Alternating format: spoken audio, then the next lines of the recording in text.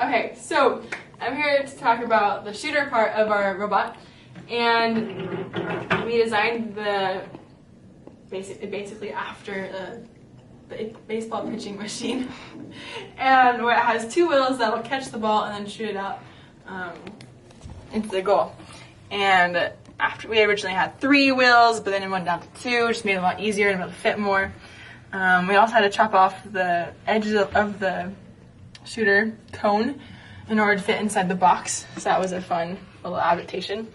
Some of the electrical problems we ran into was that the battery right here supplied way too much for our motors to handle, and so basically our motors spin really, really fast, and it would spin off the foam part of the wheels, and it would look hectic. It went really far, but that wasn't what we wanted, and so to solve that, we put in a pulse width modulation and a voltage regulator.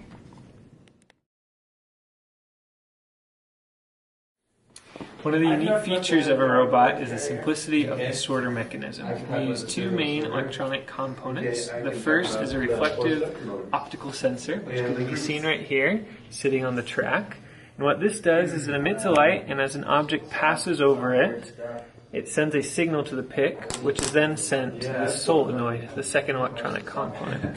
As a high signal is sent to the solenoid, it pops out, and in this case, it'll pop the white balls out as they roll through the track.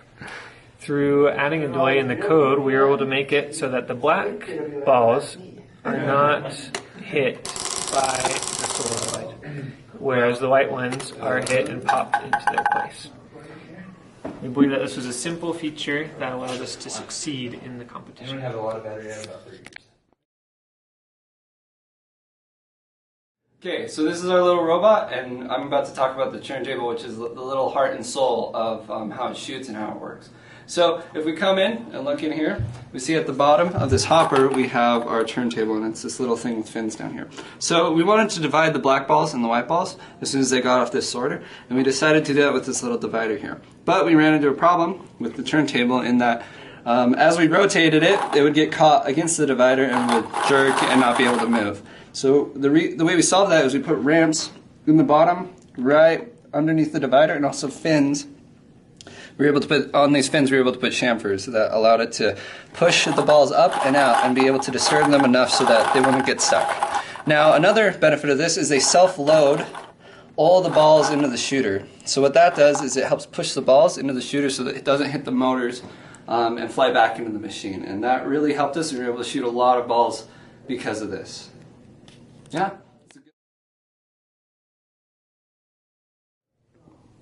Alright, so the biggest design change that we made on our robot actually happened about a week before the competition. So originally we designed a bridge on the back of our robot that would extend out to collect the ping pong balls and return using a lead screw. However, that design proved very slow, proved a lot of mechanical issues occurred, and so at the last second we decided to scrap it all together and simply have our robot drive back to the corner and forward again. So our biggest concern with that was with ping pong balls getting in the way. But by removing the lead screw, we had space underneath the robot for ping pong balls to go all the way through, as long as we covered up this wheel bearing on the back.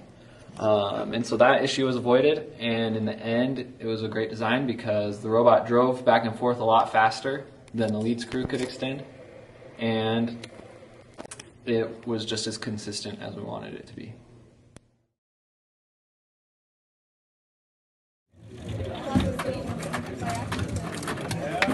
Let's go, let's go.